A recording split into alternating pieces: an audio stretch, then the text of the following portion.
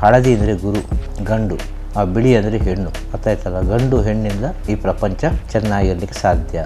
ಮೂಲ ಹೋಗುವಾಗ ಅದು ಗಂಡು ಹೆಣ್ಣಿಗೆ ಬಂದು ನಿಲ್ತದೆ. ಯಾವಾಗಲೂ ಸೂರ್ಯಕಲೆ ಚಂದ್ರಕಲೆ ಓಡಾಡ್ತಾ ಇರಬೇಕು.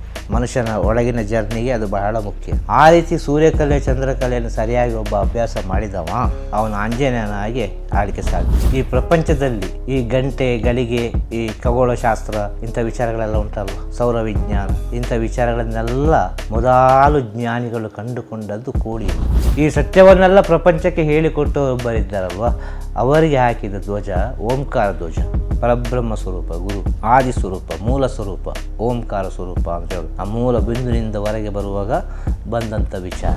ಇಲ್ಲಿ ಗುರು ಎಂಬುದು ರೂಪ ಅಲ್ಲ ಅಂತ ಹೇಳೋದು. ಇಲ್ಲಿ ಎಲ್ಲರೂ ತಿಳ್ಕೊಳ್ಳೋದು ರೂಪವನ್ನು. ಆ ಗುರು ಎಂಬುದು ಶಕ್ತಿ, ಚೈತನ್ಯ. ಅದಕ್ಕೆ ರೂಪ ಇಲ್ಲ, ಆ ತತ್ವ. ಅರ್ಥ ಆಯ್ತಲ್ವ? ಎಲ್ಲ ರೂಪದಲ್ಲಿ ಕಾಣ್ತದೆ ಬೇರೆ ಬೇರೆ ರೀತಿಯಲ್ಲಿ, ಆದರೆ ಅದೆಲ್ಲ ಸೇರಿದು ಒಂದೇ ಕಡೆ.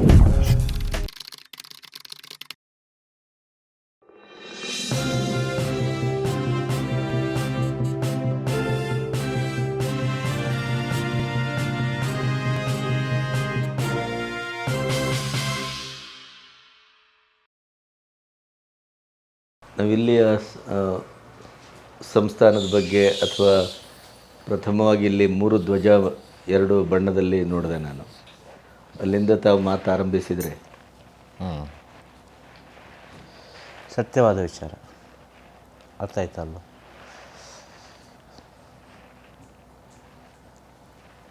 ಹಳದಿ ಮತ್ತು ಬಿಳಿ ಸನ್ಮಾರ್ಗ ಧ್ವಜ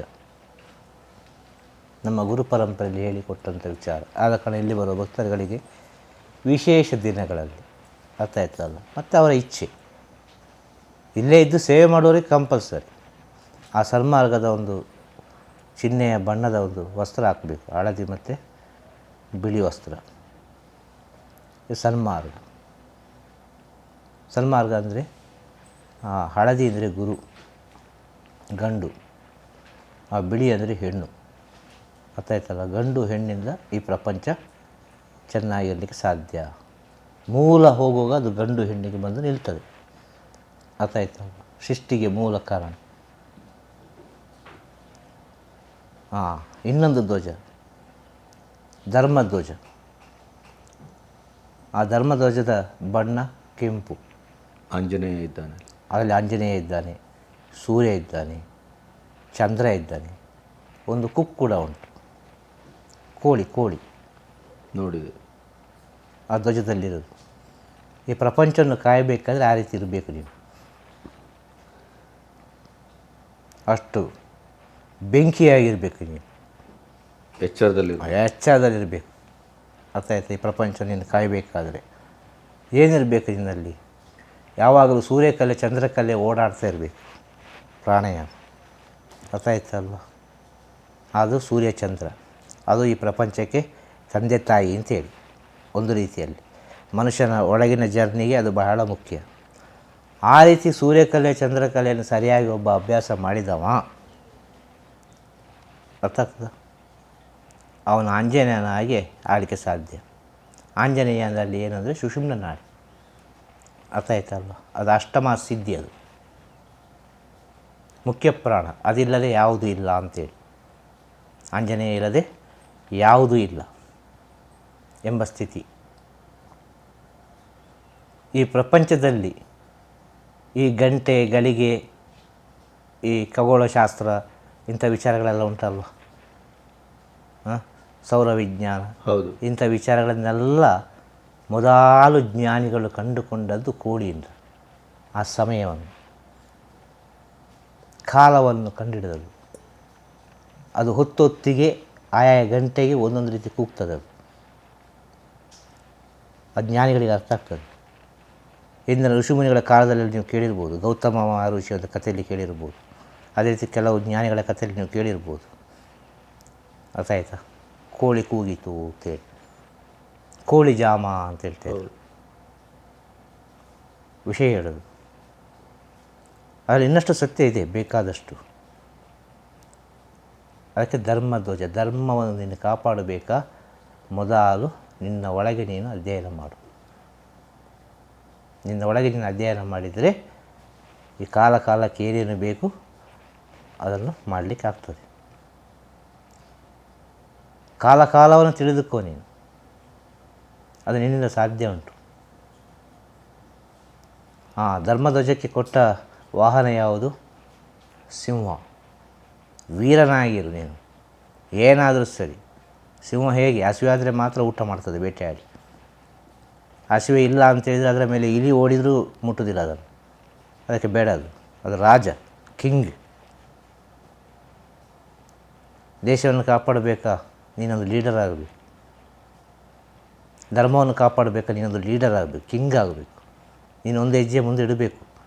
ಒಂದು ಇರುವೆ ಮುಂದೆ ಹೋದರೆ ಅದರ ಹಿಂದೆ 1000 ಇರುವೆ ಹೋಗ್ತದೆ. ಆ ಮುಂದೆ ಹೋಗೋನಾಗಬೇಕು ನೀನು.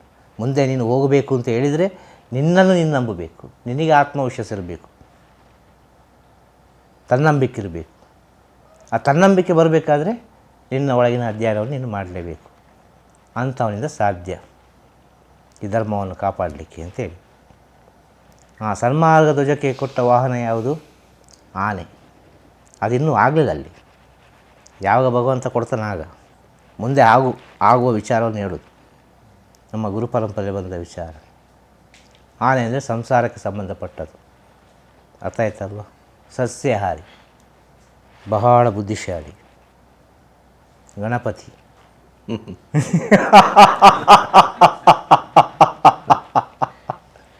ಶುಭವಾಗಲಿ. ನೋಡು, ಯಾವುದೋ ಒಂದು ರೀತಿಯಲ್ಲಿ ಗಣಪತಿ ಬರ್ತಾನೆ ಅಂತೇಳಿ ಗಜಾನನ ಮಹಾರಾಜ ಬಂದೇ ಆಗಬೇಕು. ಪ್ರಕೃತಿ ಮಾತಾಡಿಸೋದು, ನಾನೆಂತ ಮಾಡೋದು? ಇನ್ನೊಂದು ರೀತಿಯಲ್ಲಿ ನೋಡಿದರೆ ಮೂಲಾಧಾರ ಚಕ್ರ ಅಂತೇಳಿ. ಅರ್ಥ ಆಯ್ತಾ? ಅಷ್ಟು ಸುಲಭ ಅಲ್ಲ ಇದೆಲ್ಲ ಅರ್ಥ ಮಾಡಿಕೊಂಡ್ರೆ. ಆಗ ಸಂಸಾರದಲ್ಲಿದ್ದವರು ಆ ಒಂದು ಹೆಣ್ಣು ಯಾವ ರೀತಿ ಇರಬೇಕು ಅಂತೇಳಿದರೆ ಆನೆಯಾಗಿರಬೇಕು ಅವಳು, ಅಷ್ಟು ಬಲಶಾಲಿಯಾಗಿರಬೇಕು ಅವಳು. ಹೆಣ್ಣು ಅಲ್ಲಿ ಬಹಳ ಮುಖ್ಯ. ಅಷ್ಟು ಸೂಕ್ಷ್ಮ ಬುದ್ಧಿ ಇದ್ದವಳಾಗಬೇಕು. ಆನೆಗೆ ಸಣ್ಣೊಂದು ಇರುವೆ ಬಂದರೂ ಗೊತ್ತಾಗ್ತದೆ. ಇರುವೆ ಬಂದರೆ ಆನೆ ಓದದ್ದೇ. ಆನೆ ಊಟ ಮಾಡೋದನ್ನು ಸರಿಯಾಗಿ ಗಮನಿಸಿ ನೀವು. ಕಬ್ಬು ಗಿಬ್ಬೆಲ್ಲ ಊಟ ಮಾಡೋ, ಜೋಳ ಗಿಡ ಊಟ ಮಾಡುವಾಗ ಅದು ಊಟ ಮಾಡುವಾಗ ಅದನ್ನು 2 ಸಲ ತಟ್ಟಿ ಬಿಟ್ಟು ಅದನ್ನು ನೋಡಿಬಿಟ್ಟು ಅದರ ಪರಿಮಳ ತಗೊಂಡು ಮತ್ತೆ ಊಟ ಮಾಡ್ತದೆ. ಅಲ್ಲಿ ಇರುವೆ ಉಂಟು ಅಂತ ಆ ಕಡೆ ಹೋಗೋದೇ ಇಲ್ಲ ಅದು. ಅಷ್ಟು ಸೂಕ್ಷ್ಮವಿರಬೇಕು ಅಂತ ಹೇಳೋದು ಸಂಸಾರದಲ್ಲಿ.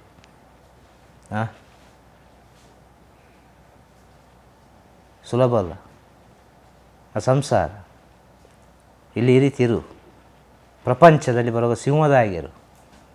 ನೀರಿರುವ ಸ್ಥಳಕ್ಕೆ ಇನ್ನೊಬ್ಬ ಬರಲೇಬಾರದು. ಸಿಂಹ ಇರುವ ಸ್ಥಳದಲ್ಲಿ ಅದು ವಾಸ ಮಾಡೋ ಸ್ಥಳಕ್ಕೆ ಇನ್ನೊಂದು ಅನ್ಯ ಮೃಗಗಳು ಹೋಗುವುದಿಲ್ಲ. ಅದು ಸ್ಮೆಲ್ಲಿನಲ್ಲಿ ಗೊತ್ತಾಗ್ತದೆ ಸಿಂಹ ವಾಸ ಮಾಡೋ ಸ್ಥಳ ಹೋಗಬಾರ್ದು ಅಂತೇಳಿ. ಆದರೆ ಸಿಂಹ ಬರುವಾಗ ಎಲ್ಲ ಪ್ರಾಣಿಗಳು ದಾರಿ ಬಿಡ್ತದೆ.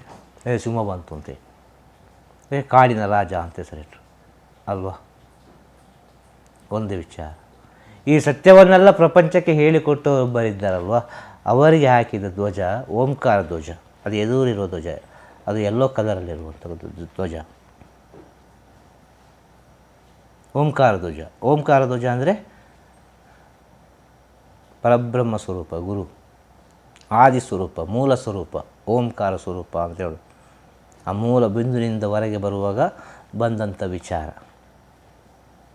ಅರ್ಥ ಆಯ್ತಲ್ಲ? ಓಮಿನಲ್ಲಿ ಒಂದು ಬಿಂದು ಉಂಟಲ್ವ, ಬಿಂದು. ಆ ಬಿಂದಿಂದ ಓಂ ಆಗುವುದು, ಪರಿಪೂರ್ಣ ಆಗುವುದು.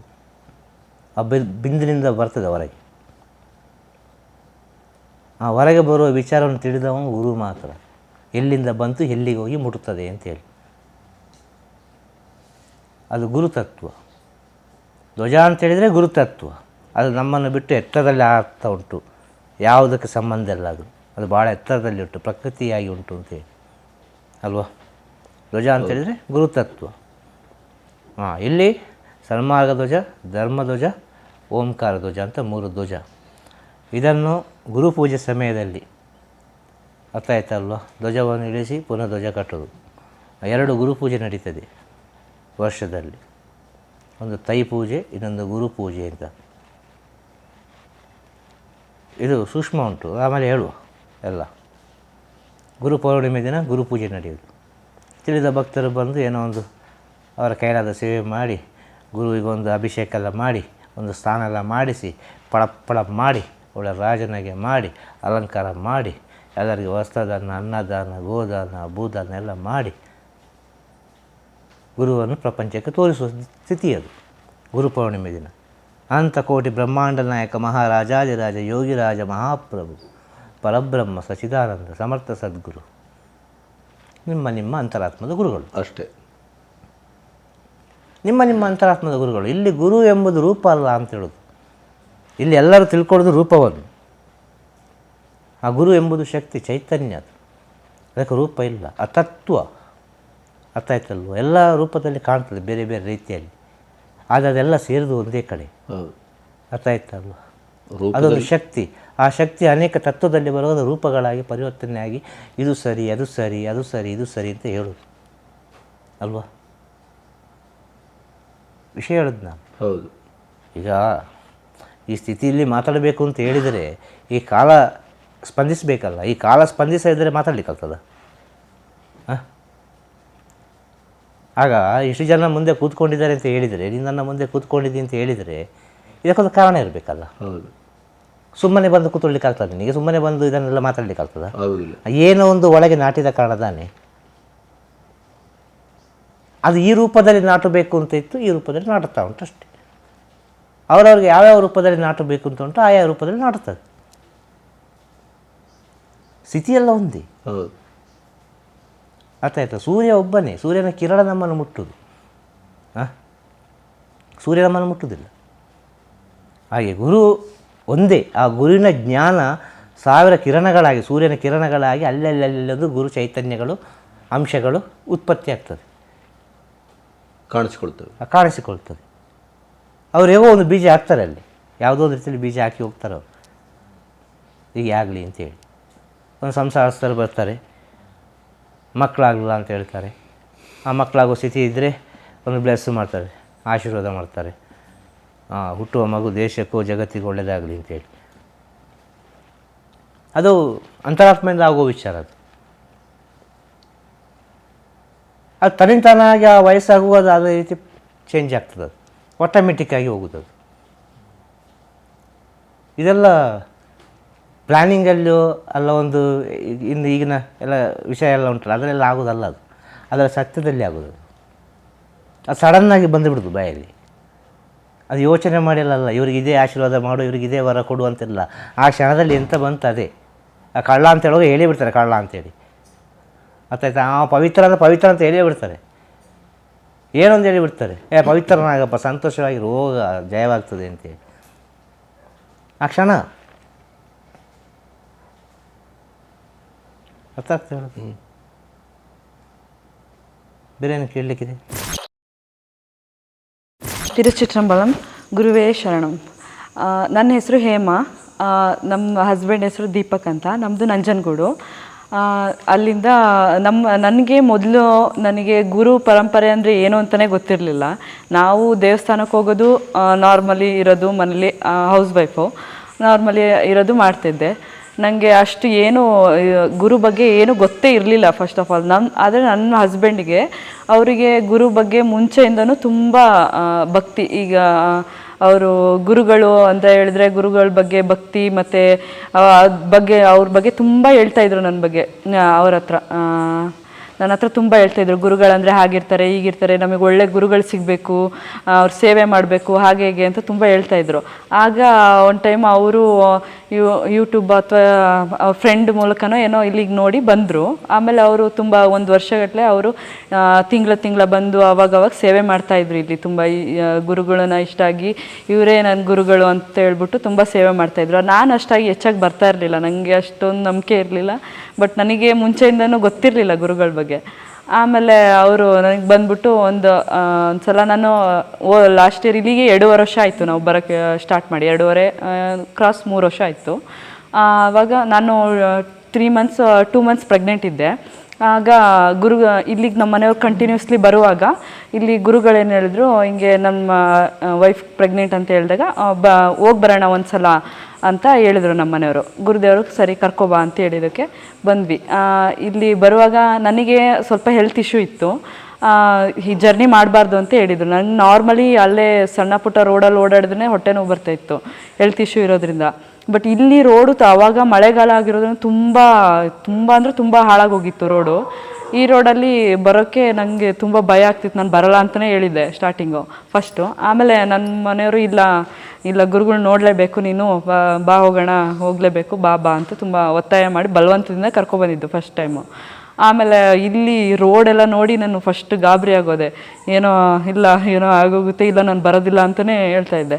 ಆಮೇಲೆ ಆದ್ರೂ ಬಲವಂತ ಮಾಡಿ ಕರ್ಕೊಬಂದರು. ಬಟ್ ಆಮೇಲೆ ಇಲ್ಲಿಗೆ ಬಂದಮೇಲೆ ನನಗೆ ಆಗಿದ್ದ ಅನುಭವನೇ ಬೇರೆ. ನಾನು ಗುರುಗಳಂದರೆ ಏನು ಅಂತ ಗೊತ್ತಿಲ್ಲದೆ ಇರೋಳು, ಈಗ ನಮ್ಮ ಮನೆಯವ್ರಿಗಿಂತ ಜಾಸ್ತಿನೇ ನಾನು ಗುರುಗಳ ಬಗ್ಗೆ ಭಕ್ತಿ ಆಗಲಿ ಮತ್ತು ಸೇವೆ ಆಗಲಿ ಅವ್ರಿಗಿಂತ ಜಾಸ್ತಿನೇ ಮಾಡಬೇಕು ಅಂತ ಅನ್ನಿಸ್ತಿದ್ದೆ.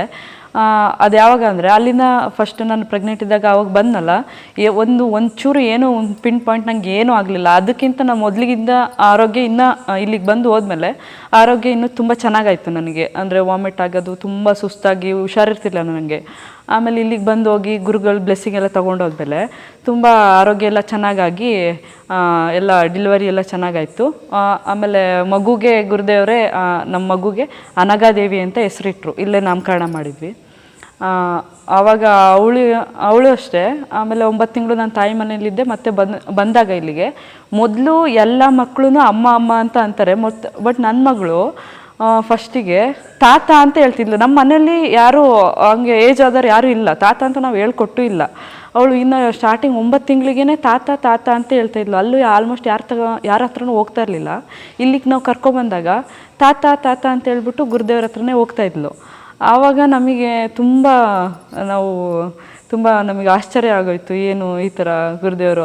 ನಮಗೆ ಆಲ್ರೆಡಿ ಪ್ರೆಗ್ನೆಂಟ್ ಇರುವಾಗೇ ತುಂಬ ಅನುಭವ ಆಗೋಗಿತ್ತು. ಗುರುದೇವ್ರ ಬ್ಲೆಸ್ಸಿಂಗಿಂದ ನನಗೆಲ್ಲ ಆರೋಗ್ಯ ಎಲ್ಲ ಸರಿಯಾಗಿ ಎಲ್ಲ ಆದಮೇಲಿಂದ ಅದೆಲ್ಲ ಪವಾಡ ಮತ್ತು ಗುರುದೇವರು ಇಂದು ಇಷ್ಟು ಶಕ್ತಿ ಇದೆ ಅಂತ ನನಗೆ ಆವಾಗ ಗೊತ್ತಾಯಿತು. ನಂಗೆ ನಿಜವಾಗ್ಲೂ ಮುಂಚೆ ಏನೂ ಗೊತ್ತಿರಲಿಲ್ಲ. ಆಮೇಲೆಲ್ಲ ನನ್ನ ಮಗಳು ಎಲ್ಲ ಈ ಥರ ಆದಮೇಲೆ ಕರ್ಕೊಬಂದ್ವಿ. ಮತ್ತು ನನಗೆ ತುಂಬ ಕಾಲು ನೋವು ಬರ್ತಾಯಿತ್ತು, ಇದು ಮಂಡಿ ಪೇಯ್ನ್ ಬರ್ತಾಯಿತ್ತು ಮನೇಲಿದ್ದಾಗ. ಅದು ಡೆಲಿವರಿ ಎಲ್ಲ ಆಗಿ ಮಗು ಒಂದು 6 ತಿಂಗಳು ಆದಮೇಲಿಂದ. ಆಮೇಲೆ ಮತ್ತೆ ನಮ್ಮ ಮನೆಯವರು ಇಲ್ಲೇ ಕರ್ಕೊಬಂದರು, ಇವಾಗ ಸೇವೆ ಮಾಡೋಣ ಅಂತ. ಈಗ ಲಾಸ್ಟ್ ಮಂತು ಅಷ್ಟೇ ತುಂಬ ಕಾಲು ನೋವು ಬರ್ತಾಯಿತ್ತು ಅಂತೇಳಿ ಹೋಗಿ ಬರೋಣ, ಹೀಗೆ ಬರ್ತಾಯಿದ್ವಿ ನಾವು ರೆಗ್ಯುಲರಾಗಿ. ಈಗ ಒಂದು 2 ವರ್ಷದಿಂದ ಕಂಟಿನ್ಯೂಸ್ ಆವಾಗ ಬರ್ತಾಯಿದ್ವಿ. ಆಮೇಲೆ ಇಲ್ಲಿಗೆ ಬಂದಾಗ ಈಗ ಒಂದು ಲಾಸ್ಟ್ ಮಂತಿಂದ ಗುರುದೇವರು ಇಲ್ಲೇ ಇರ್ತೀವಿ, ಗುರುದೇವರು ಸ್ವಲ್ಪ ಸೇವೆ ಮಾಡ್ತೀವಿ ಅಂತ ಹೇಳಿದಾಗ ಸರಿ ಆಯಿತು ಇರಿ ಅಂತ ಹೇಳಿದಾಗ ಈಗ ಸ್ವಲ್ಪ ದಿನದಿಂದ ಇಲ್ಲೇ ಸೇವೆ ಮಾಡ್ತಾಯಿದ್ದೀವಿ. ಮನೇಲಿ ನನಗೆ ನನ್ನ ಮಗಳಿಗೆ ಕೂತ್ಕೊಂಡು ಊಟ ಮಾಡ್ಸೋಕ್ಕೂ ಆಗ್ತಾ ಇರಲಿಲ್ಲ, ಅಷ್ಟು ಕಾಲು ನೋವು ಬರ್ತಾಯಿತ್ತು. 2 ಮಂಡಿ ನೋವು ಅಂದರೆ ನೋವು. ಇಲ್ಲಿಗೆ ಬಂದಾಗಿಂದ ನಾನು ಅಷ್ಟು ಓಡಾಡ್ತೀನಿ, ಇಲ್ಲಿ ಸುಮಾರು ಆಲ್ಮೋಸ್ಟ್ ಎಲ್ಲ ಸೇವೆ ಮಾಡ್ತೀನಿ, ಕೆಲಸ ಮಾಡ್ತೀನಿ. ಅಷ್ಟು ಓಡಾಡಿದರೂ ಒಂಚೂರು ಕಾಲು ನೋವು ಬಂದಿಲ್ಲ ನನಗೆ. ಅದೇ ಇವಾಗ ಎಲ್ಲೋಯ್ತು ಕಾಲು ನೋವು, ಓಡಾಡ್ತೀಯಲ್ಲ ಅಂತ ಕೇಳ್ತಾರೆ ಇವಾಗ ಗುರುದೇವರು. ನಂಗೆ ಒಂಚೂರು ಕಾಲು ನೋವು ಬಂದಿಲ್ಲ. ಅದೇ ನನಗೆ ಎಲ್ರಿಗೂ ಇವಾಗಿನ ಪ್ರೆಸೆಂಟ್ ಮಿರಾಕಲ್ ಅಂತ ಅಂದರೆ ನಾನು ಹೇಳೋದು ಅದನ್ನೇ. ತುಂಬ ಕಾಲು ನೋವು ಅಂದರೆ ಅಷ್ಟಿಷ್ಟಿರಲಿಲ್ಲ. ಈ ಥರ ಅದನ್ನು ದೊಡ್ಡ ಪವಾಡ ಅಂತಲೇ ಹೇಳ್ಬೋದು ಗುರುದೇವ್ರು. ನಾನು ಹಾಸ್ಪಿಟ್ಲಿಗೆಲ್ಲ ತೋರಿಸಿದ್ದೆ, ಬಟ್ ಆದರೂ ಸರಿಯಾಗಿರಲಿಲ್ಲ. ಮತ್ತು ಇನ್ನೊಂದೇನೆಂದರೆ ನಮ್ಮ ಮನೆಯವರು ಅಷ್ಟೇ ತುಂಬ ಗುರುಗಳಿಗೆ ತುಂಬ ಸರೆಂಡರ್ ಆಗಿಬಿಟ್ಟಿದ್ದೀವಿ ನಾವು. ಏನೇ ಹೇಳಿದ್ರು, ನಾವೇನೇ ಮಾಡಬೇಕಂದ್ರು, ಏನೇ ಒಂದು ಮನೇಲಿ ಏನೇ ಇದು ಮಾಡಬೇಕಂದ್ರು, ಏನು ಗುರುದೇವರು ಏನು ಹೇಳ್ತಾರೋ ಅದನ್ನೇ ಮಾಡೋದು ನಾವು. ಅದು ಏನೇ ಒಂದಾಗಲಿ ನಮಗೆ ಅಷ್ಟು ನಂಬಿಕೆ ಬಂದುಬಿಟ್ಟಿದೆ. ಇವಾಗಂತೂ ನಮ್ಮ ಮನೆಯವ್ರಿಗಿಂತ ನಾನೇ ಜಾಸ್ತಿ ಗುರುದೇವ್ರನ್ನ ಇಲ್ಲಿ ಸೇವೆಗೆ ಆಗಲಿ ಒಂದು ನಂಬಿಕೆ ಒಂದು ಎಲ್ಲ ಹಚ್ಕೊಬಿಟ್ಟಿದ್ದೀನಿ. ನಮಗೆ ಇಲ್ಲಿಂದ ಒಂದು ತವ್ರ ಮನೆ ಪ್ರೀತಿ ಸಿಗ್ತಾಯಿದೆ ಗುರು ಮನೆಯಲ್ಲಿ. ನಮಗೆ ನಾವು ಯಾವ ನೆಂಟರು ಮನೆಗೂ ಹೋಗಿಲ್ಲ. ಈಗ ತುಂಬ ದಿನವೇ ಆಗೋಯ್ತು. ಯಾವ ಫಂಕ್ಷನ್ಸು ಯಾವ ನೆಂಟರು ಎಲ್ಲೂ ಹೋಗೋದಿಲ್ಲ ನಾವು. ಬಂದರೆ ಇಲ್ಲಿಗೆ, ಬಿಟ್ಟರೆ ಮನೆ ಅಷ್ಟೇ. ಹಾಗಾಗಿ ತುಂಬ ಇಲ್ಲಿ ಅಟ್ಯಾಚ್ಮೆಂಟ್ ತುಂಬ ಆಗಿಬಿಟ್ಟಿದೆ. ಯಾಕಂದರೆ ಇಲ್ಲಿ ಗುರುದೇವರು ಎಲ್ಲರಿಗೂ ಸಮಾನವಾಗಿ ಕಾಣ್ತಾರೆ. ಮತ್ತು ತುಂಬ ಮಗಳೇ ಅಂತ ಎಲ್ರಿಗೂ ಅಷ್ಟೇ, ಮಗಳೇ, ಅಮ್ಮ, ತಾಯಿ, ಮಗಳೇ, ಮಗು ಅಂತೇಳ್ಬಿಟ್ಟು ಎಲ್ರಿಗೂ ತುಂಬ ಪ್ರೀತಿ ತೋರಿಸೋದು, ಸಮಾನ ರೀತಿಯಿಂದ ಎಲ್ಲರೂ ಕಾಣೋದು ಮಾಡ್ತಾರೆ. ಎಲ್ಲರೂ ಹೇಳಿದರು ಎಲ್ರಿಗೂ ತುಂಬ ಚೆನ್ನಾಗಿ ನೋಡ್ತಾರೆ ಅಂತ, ನೋಡ್ಕೋತಾರೆ ಗುರುದೇವರು ಅಂತ ಹೇಳಿ. ಆಮೇಲೆ ಗುರುದೇವ್ರು ಬೈಬೋದು, ಕೆಲವೊಂದು ಸಲ ಎಲ್ರಿಗೂ ಬೈತಾರೆ. ನಾನು ತುಂಬ ಸಲ ಬೈಸ್ಕೊಂಡಿದ್ದೀನಿ. ಅದೇ ಬೈಯೋದು ಅಂದರೆ ಅದು ಬೈಯೋದಲ್ಲ, ನಮ್ಮ ಕರ್ಮನ ತೆಗಿಯೋದು ಅಂತ ಅರ್ಥ ತಿಳ್ಕೊಬೇಕು ನಾವು. ಆಮೇಲೆ ಮತ್ತು ಗುರುದೇವರು ಅವ್ರು ಏನೇ ಒಂದು ಮಾತು ಹೇಳಿದ್ರು ನಾವು ಅದನ್ನು ಕರೆಕ್ಟಾಗಿ ಫಾಲೋ ಮಾಡಿದ್ರೆ ಅದಕ್ಕೆ ಮುಂದೆ ಒಳ್ಳೆಯದೇ ಇರುತ್ತೆ. ನಾವು ಏನೋ ಅಂತ ಹೇಳ್ಬಿಟ್ರು, ಬೈದ್ಬಿಟ್ರು ಅಥವಾ ಏನೋ ಹೇಳ್ಬಿಟ್ರು ಅಂತೇಳಿ ಮನಸ್ಸಿಗೆ ನೋವು ಮಾಡಿಕೊಂಡು ಬೇಜಾರಾಗಿ ಆ ಥರ ಎಲ್ಲ ಇರಬಾರ್ದು. ಅವ್ರು ಏನೇ ಒಂದು ಮಾತು ಹೇಳಿದ್ರು, ಏನೇ ಒಂದು ಹೇಳಿದ್ರು ಅದು ಒಳ್ಳೆಯದಾಗೇ ಇರುತ್ತೆ.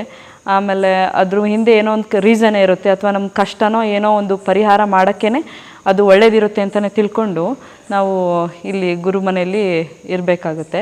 ಹಂಗಾದರೆ ತುಂಬ ಎಲ್ಲರಿಗೂ ಒಳ್ಳೆಯದಾಗುತ್ತೆ. ಆಮೇಲೆ ಇಷ್ಟು ಹೇಳಿ ನಾನು ಮಾತು ಮುಗಿಸ್ತೀನಿ.